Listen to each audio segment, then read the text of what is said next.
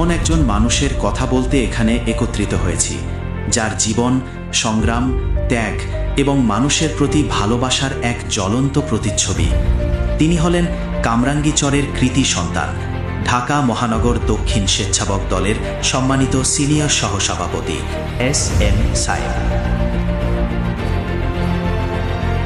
তার রাজনৈতিক পথচলা শুরু হয়েছিল অনেক আগে, যখন কামরাঙ্গীচর আজকের এই আধুনিক রূপ পায়নি।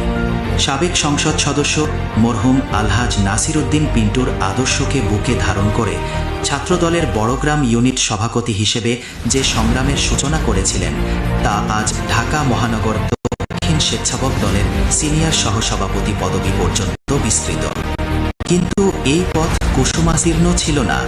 তার জীবনটা অত্যাচার এবং নির্যাতনের এক কালো অধ্যায়।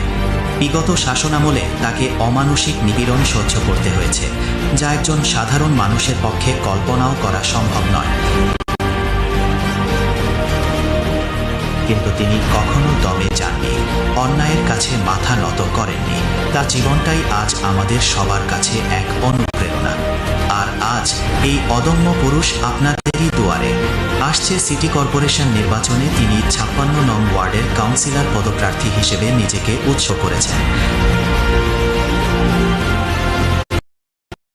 আমি এস.এম. সাইম, আপনাদেরই একজন।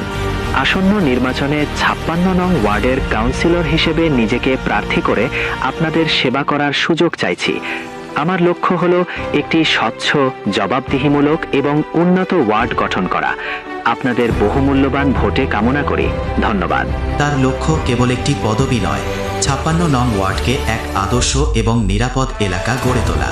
তিনি চান মাদকমুক্ত সমাজ, চাঁদাবাজ মুক্ত এলাকা, যেখানে মা বোনদের নিরাপত্তা সুনিশ্চিত হবে এবং প্রতিটি ঘর হবে পরিষ্কার ও পরিচ্ছন্ন। তার জীবনের এই সংগ্রাম এবং ত্যাগই তাকে একজন যোগ্য জনপ্রতিনিধি হিসেবে প্রতিষ্ঠা করেছে। আসুন আমরা ঐক্যবদ্ধভাবে তার এই পথচলায় সঙ্গী হই।